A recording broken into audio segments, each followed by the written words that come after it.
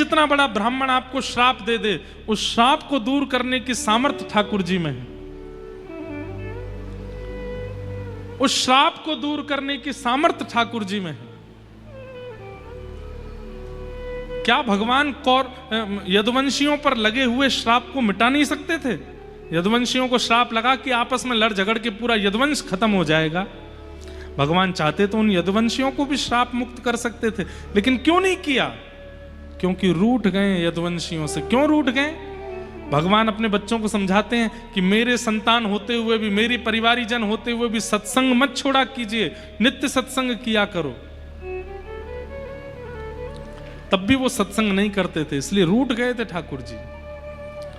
ठाकुर जी अगर राजी हैं तो दुनिया का कोई बाल बांका नहीं कर सकता, और ठाकुर जी अगर रूठ गए तो नहाते नहाते आपके बाथरूम में साबुन भी आ जाएगा, पैर के नीचे फिसल के रिपट के प्राण निकल जाएंगे आपके।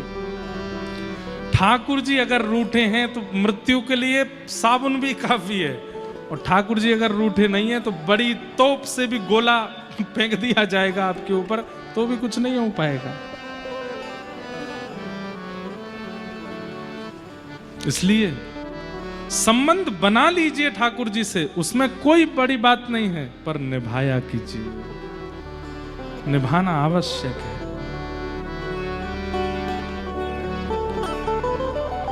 श्याम प्यारे से जिसका संबंध है, श्याम प्यारे से जिसका संबंध है, श्याम प्यारे से जिसका संबंध है, श्याम प्यारे से जिसका संबंध है, उसको हर घड़ी आनंद ही आनंद है, झूठी मम्मी आनंद ही आनंद है। ये मीरा भाई, ए मेरे तो गिरधर गोपाल दूसरों न कोई, मेरे तो गिरधर गोपाल दूसरा न कोई, मेरे तो गिरधर गोपाल दूसरों न कोई, मेरे तो गिरधर गोपाल दूसरा न कोई, कोई कहे कारो, कोई कहे गोरो, कोई कहे कारो, कोई कहे गोरो, कोई कहे कारो, कोई कहे गोरो, कोई कहे कारो, कोई कहे गोरो, ओ मेरे तो गिरधर गोपाल दूसरों न कोई, मेरे तो गिरधर गोपाल दूसरा न कोई, मेरे तो गिरधर गोपाल दूसरों न कोई, मेरे तो गिरधर गोपाल दूसरा न कोई,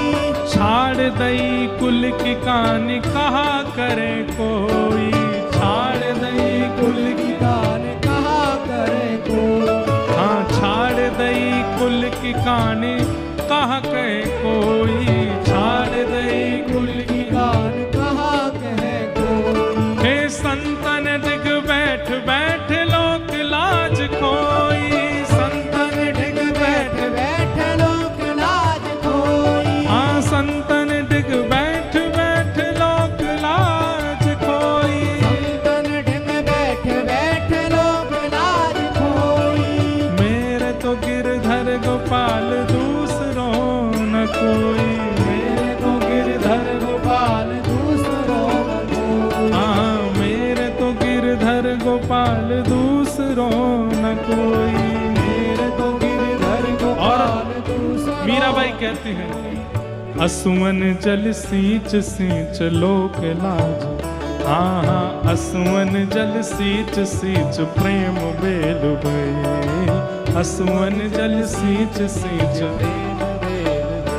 हाँ असुवन जल सींच सींच प्रेम बेल बोई, असुवन जल सींच सींच प्रेम बेल बोई, अरे अब तो बेल फैल गई आनंद फैल होई, अब तो बेल फैल गई आनंद होई, हे अब तो बेल फैल गई आनंद फैल होई, अब तो बेल फैल गई आनंद फल होई, मीरा दा दासी गिरधर की जाने सब कोई, मीरा दासी गिरधर की जाने सब कोई, ओ मीरा दासी गिरधर की जाने सब कोई, मीरा दासी गिरधर की जाने सब कोई। अरे अब तो बात फैल गई कहाँ करे कोई, अब तो बात फैल गई कहाँ कहे कोई,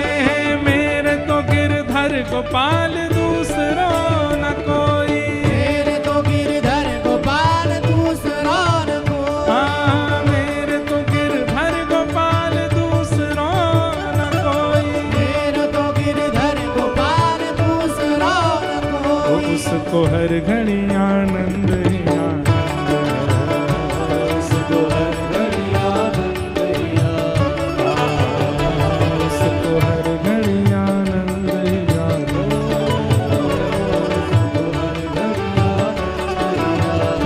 उसको हर घड़ी आनंद ही आनंद, उसको हर घड़ी आनंद ही आनंद है। उसको हर घड़ी आनंद ही आनंद। संबंध ठाकुर जी से बनाना अनिवार्य है, पर उस संबंध को निभाना भी अनिवार्य है। परम सौभाग्य आज श्री महामंडलेश्वर परम पूजनीय श्री मिथिला बिहारी दास जी महाराज धर्मपुरी से हमारे मध्य पधारे हैं। महाराज जी को बहुत बहुत प्रणाम, बहुत बहुत वंदन। संतों का आगमन कथा में भगवद आगमन के समान ही होता है। ऐसा ही मानना चाहिए कि साक्षात ठाकुर जी ही इनके रूप में कथा में पधार रहे हैं।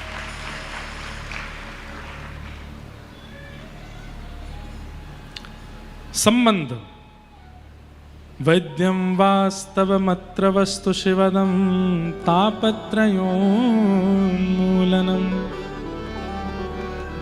प्रयोजन क्या है?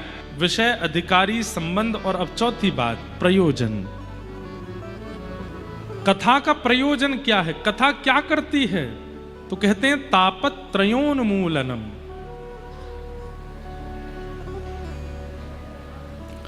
तीन प्रकार के ताप होते हैं, आदि दैविक, आदि भौतिक और आध्यात्मिक। ताप का मतलब पीड़ा, ताप का मतलब पीड़ा। और ये पीड़ा सबके जीवन में आती है। इस संसार में पीड़ा से निवृत्त कोई नहीं हो सकता, लेकिन एक होता है बस। कोई कहे धनवान सुखी, कोई धनवान कहे राजा को भारी, राजा कहे महाराजा सुखी, महाराजा कहे सुख इंद्र को भारी, इंद्र कहे चतुरानन को सुख, ब्रह्म कहे सुख विष्णु को भारी, तुलसीदास विचार कहे हरि भजन बिना सब जीव दुखारी। हरि आश्रित जो हैं, हरि भजनानंदी जो हैं, उनको दुख नहीं होता, उनको कष्ट नहीं होता।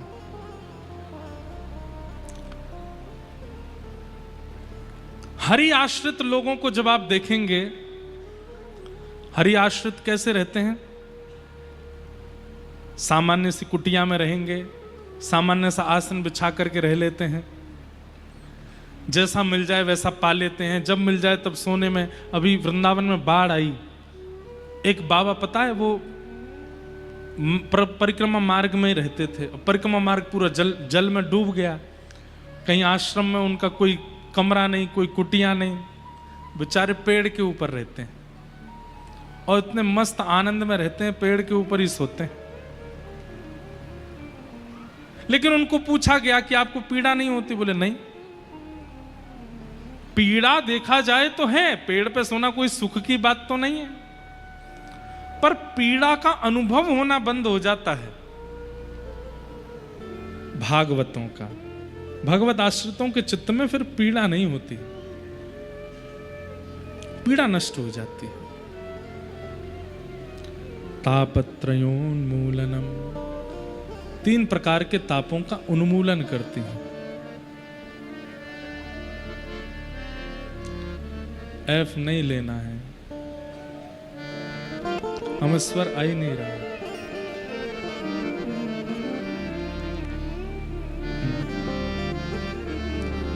तापत्रयोन्मूलनम्। 3 प्रकार के तापों का उन्मूलन।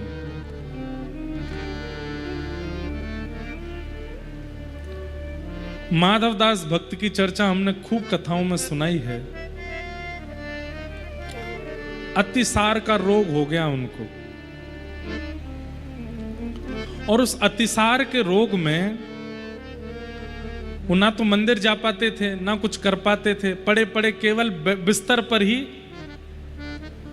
मलमूत्र का त्याग करते थे। माधवदास जी के पास कोई सेवक भी नहीं था, तो स्वयं जगन्नाथ जी सेवक बनकर के आए और सेवा करते थे माधवदास जी की। तो माधवदास जी ने एक दिन उठकर के ठाकुर जी से कहा, आप सेवा क्यों करते हो? मुझे अच्छा नहीं लगता। ठाकुर जी बोले, जैसे तुम लोग मेरी सेवा करते हो ऐसी मैं भी कभी भक्तों की सेवा करता हूं। तो माधवदास जी बोले, आप तो भगवान हो, आपको सेवा करने की क्या आवश्यकता है? आप चाहो तो जो पीड़ा है उस पीड़ा से हमको दूर कर सकते हो, उस पीड़ा को आप नष्ट कर सकते हो।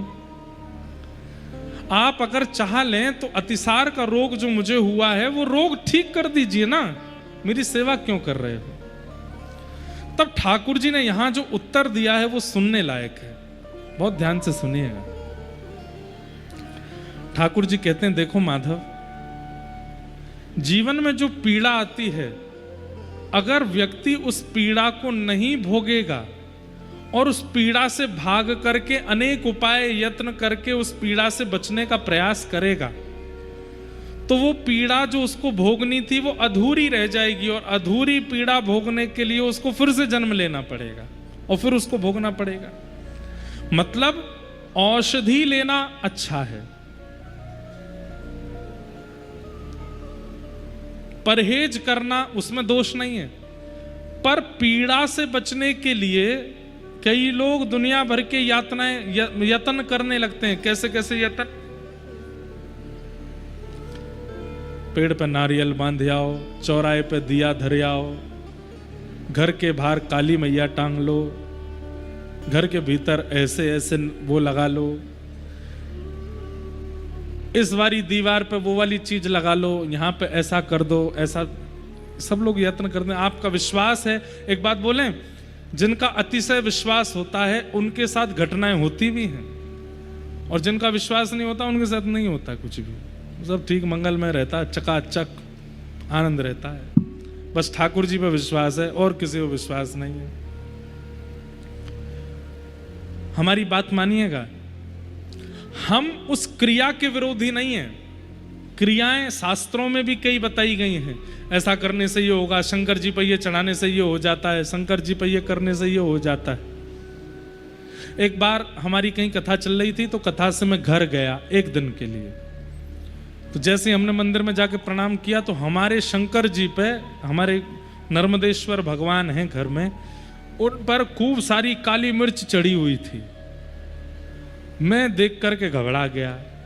हमारी एक बुआ जी आई हुई थी घर पे 2-4 दिन के लिए, उनको कहीं से पता चला कि काली मिर्च चढ़ाने से ये होता है, तो वो काली मिर्च चढ़ा रखी थी। मैंने कहा, बुआ एक बात बताओ, जितनी मिर्च अभी शंकर जी पे आपने चढ़ाई है, ये सारी मिर्च मुट्ठी में भर के एक साथ खा सकती हो आप? ना, ऐसे तो ना खा सकूं मैं, ब्रजभाषा में बोली। अच्छा चलो एक काम करते, इसको पीस करके गले से लेके पैरों तक सब जगह इसका लेप लगा सकती हो आप? नहीं लगा। तो मैं शंकर जी पर क्यों चढ़ा दी? मैंने की मानो उन्होंने खाई भी होगी तो क्या कंठ में पीड़ा नहीं होगी? बेचारे नीलकंठ हैं तो कुछ भी खवा दो उनको। बेचारे भोले बाबा हैं, शरीर पर भस्म लगाते हैं, तो क्या आप काली मिर्च उनके पूरे अंग पर लगा सकते हो? अरे मैंने यहाँ मारे नाए लगायो, मैंने तो यहाँ मारे लगायो कि मुंह को कहीं ते पता चली ऐसो करवे तो जे काम है जाए। मैंने किया अच्छा अपना काम बनता, उसके बाद में पर जनता नहीं जाए, भगवान हमारा काम बना दो बस। तुमको चाहे मिर्च लगे, तुम्हारे चाहे शरीर घिस जाए। शंकर जी को जब नहलाने जाते हैं कई लोग, देखिए हमारी एक बात बहुत ध्यान से सुनिए, पंचामृत अभिषेक जब आप करते हैं तो दूध डालते हैं, घी डालते हैं, शहद डालते हैं, घृत डालते हैं। उसके बाद जब शक्कर डालते हैं तो चीनी मत डाला कीजिए, चीनी कठोर होती है। या तो गुड़ पीस करके उसका शक्कर हो, या फिर ओरिजिनल शक्कर हो, बूरा हो, जो इतनी कठोर नहीं होती। कई लोग साबुत चीनी डाल करके और फिर जो रगड़ा मारते हैं शंकर जी पे, उसके बाद ऐसा लगता है कि शंकर जी कितने छाले पड़ गए होंगे मुख पे। एक बार वृंदावन में एक आश्रम में एक महाराज जी थे, जानकीनाथ भगवान की सेवा करते थे। उनको किसी यजमान ने कलकत्ता बुलाया, तो वैसे कहीं जाते नहीं थे, लेकिन बहुत आग्रह किया तो अपने एक सेवक को बोले कि तुम सेवा करना, और स्वयं कलकत्ता चले गए। महाराज जी कलकत्ता पहुंचे रात, और सेवक से कह के गए बहुत अच्छी सेवा करना, लौट करके आऊंगा, ठाकुर जी अगर मुझको बढ़िया दिखे तो मैं तुमको इनाम में कुछ दूंगा। सेवक ने सोचा ऐसी सेवा करूंगा गुरु जी भी याद रखेंगे।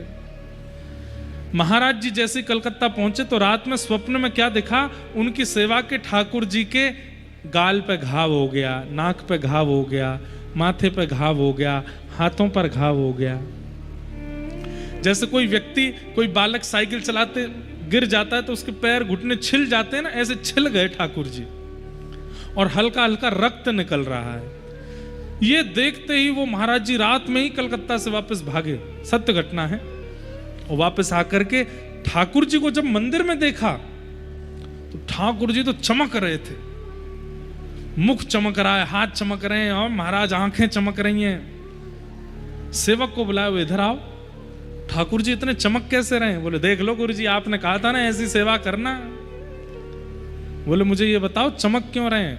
बोले कल जैसे ही आप गए, मैंने बढ़िया बाल्टी में पानी लिया, उसमें सरफ डाला, और सरफ घोल करके बर्तन मांजने वाला जो मांजना होता है उससे ठाकुर जी रगड़ रगड़ के कल नवा दिए मैंने। महात्मा बहुत रोए। उसी समय एक लेप बनाया और एक औषधि बनाई, औषधि बना करके ठाकुर जी के सर्वांगीण अंग पर तब तक लगाते रहे जब तक ठाकुर जी पुनः स्वप्न में स्वस्थ नहीं दिखे। 15 दिन बाद जब ठाकुर जी हंसते खिलखिलाते स्वप्न में आए, तब लेप बंद किया। ठाकुर जी के प्रति ऐसी भावना कैसे कर सकते हैं?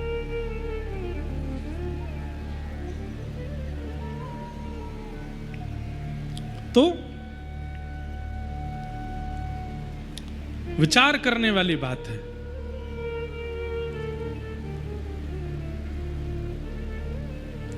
माधव दास जी बोले कि नाथ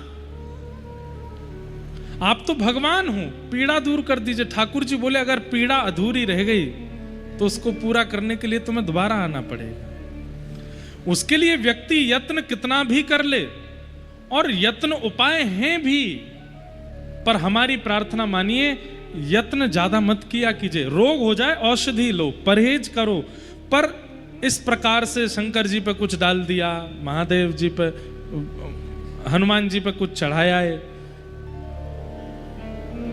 जो नियम शास्त्रों में है उससे अतिरिक्त कुछ मत कीजिए अपनी सुख सुविधा के लिए। उससे होगा क्या पता है? शंकर जी डर के मारे कि कहीं दोबारा मिर्च नहीं चढ़ाए, आपके कष्ट दूर भगा देंगे। वो इसका कष्ट दूर करो, फिर से मिर्च चढ़ा देगा। लेकिन शंकर जी ने जो कष्ट दूर किया है वो कष्ट अधूरा रह जाएगा, और वो अधूरा दोबारा भोगने के लिए फिर से आना पड़ेगा। इसलिए ठाकुर जी कहते हैं दो ही उपाय है, या तो कष्ट भोग लो, या फिर इतना नाम आश्रय लो, इतना तप करो, इतना जप करो कि उस जप के प्रभाव से तुम्हारा प्रारब्ध से मिलने वाला कर्म नष्ट हो जाए। कर्म नष्ट के दो ही उपाय हैं, या तो नाम जप करके उस कर्म को नष्ट कर दो। अच्छा, नाम जप से क्या होता है पता है? कर्म पूरी तरह नष्ट नहीं होता, जो विशाल था वो सूक्ष्म हो जाता है, होता आएगा जरूर। जो पहाड़ गिरने वाला था वो कंकड़ बन के गिरेगा, लेकिन गिरेगा जरूर। नाम इतना कर देता है, पैर कटने वाला था पर कटा नहीं, एक सुई लग गई बस पैर में। और दूसरा उपाय या फिर उसको भोग लो। जीवन में आया है तो उसको सह लीजिए, भोग लीजिए। एक प्रकार से जीवन में कष्ट जो होते हैं वो निवृत्ति का स्वरूप है। कंटक कट रहा है आपका, भोग लीजिए उसको। कहीं उसको बीच में ही आपने उपायों के द्वारा और कई टोना टोटकाओं के द्वारा अगर बीच में रोका, रुक तो जाएगा, पर वो शेष रह गया है, दोबारा जरूर आएगा, आएगा जरूर। इसलिए भैया कलयुग में रहते हैं हम आप सब लोग, इतनी ज्यादा भागदौड़ क्यों करते हो, इतने विचलित क्यों होते हो? हरि नाम बोलो, आनंद में रहो, जो मिले सब स्वीकार करो।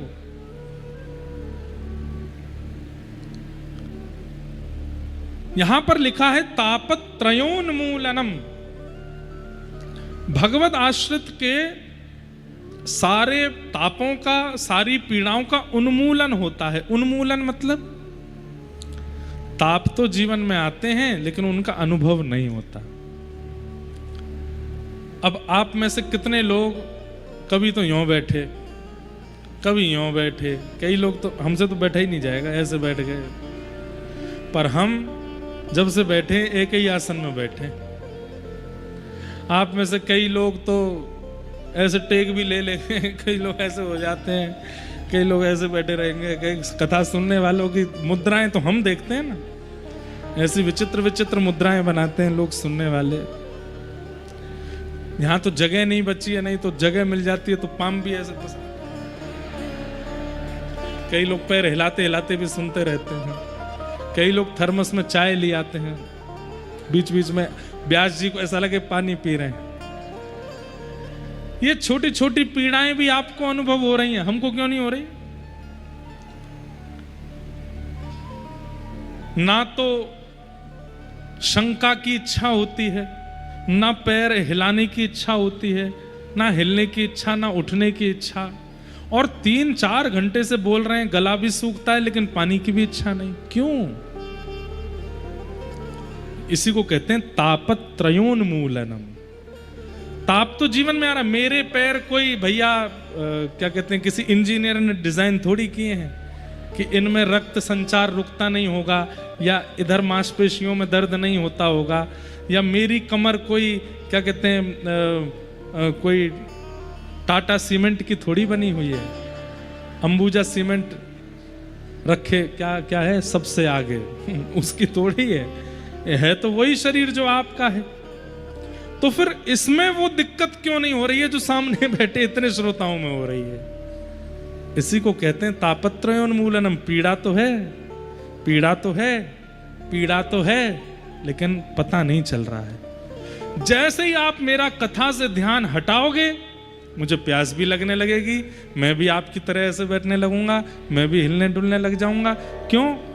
मन एकाग्र जो कथा में था वो वहां से हटते ही आपको पीड़ा। अब समझ में आया सूत्र? पीड़ा नाम कुछ होता ही नहीं है। मन की एकाग्रता जहां होती है वहां पीड़ा और अपीड़ा का अनुभव होने लगता है। कई लोगों को यहां बहुत सुख मिल रहा है, आनंद आ रहा, कई लोगों को यहां भी पीड़ा हो रही है। कब होगी पूरी कथा? यार व्यास जी 3 घंटा है, बोले ही जा रहे, बोले ही जा रहे, बोले ही जा रहे। समझ गए भैया बात? अब ठीक है, बस करो, चलते बनो। कई लोगों को कथा में पीड़ा होती है। अब ऐसे साधु, अभी एक पिक्चर आई महाअवतार नरसिम्हा, तो हम 2-3 बार देखने चले गए। उसके जो क्रिएटर्स हैं वो बहुत प्रेम भी मानते हैं और उन्होंने बनाई भी बहुत अच्छी। हमने कहा भाई हमारे जाने से, वैसे तो कभी फिल्मों का कोई ऐसा प्रमोशन नहीं, पर ये फिल्म नहीं है, हमारे ठाकुर जी का दर्शन है, इसका प्रमोशन तो हम करेंगे चाहे बार बार जाना पड़े। हम एक महात्मा जी को ले गए अपने संग अभी जयपुर में। अब वो 4D ऑडियो, चारों तरफ से आवाज आती है ना। अब जैसे ही बराह भगवान ने अपनी सुदर्शन उठाया तो इधर से आवाज आई और बाबा कहे अरे अरे अरे कुछ गिर रहा है यहाँ से। मैंने कहा बाबा यहाँ से कुछ नहीं गिर रहा, वो आवाज ऐसी आ रही है चारों तरफ से। थोड़ी देर बाद 3D वाला चश्मा पहना दिया तो महाराज जी मुझसे बोले आप नरसिंह भगवान को मेरी तरफ से प्रणाम करिए ना, मैं तो यहीं से जा रहा हूं, मुझसे नहीं देख पा रहा। भले ही वो ठाकुर जी की पिक्चर है, पर है तो पिक्चर। अब भजनानंदी को वहां पीड़ा हो रही है, मैं नहीं बैठ पा रहा हूं, तो चले ही गए। थोड़ी देर बाद में उठ के निकल गए। बोले इसकी आवाज कम करा दो, मेरे कान में बहुत तेज लग रही है। अब लोग यहां आजकल के बालकों को देखो, उल्टे सीधे गाने सुनेंगे, धुआंधार आवाज चला देंगे, उनका मतलब ही नहीं समझ में आता है जो वो सुनते हैं, और उस पर उछल उछल के नाचते हैं, और वो भी वॉल्यूम पूरी करके नाचेंगे। अरे इससे बढ़िया कीर्तन में नाचो, भजन, उनका कोई मतलब तो है, इनका कोई सार तो है। और एक बात और बोल दें आपको, जब भजन में नृत्य करता है ना व्यक्ति, मीरा भाई नृत्य करती थी जब कीर्तन हो जाता था शुरू, तो भजन में जो नाचता है 84 लाख योनियों में फिर नाचना नहीं पड़ता उसको।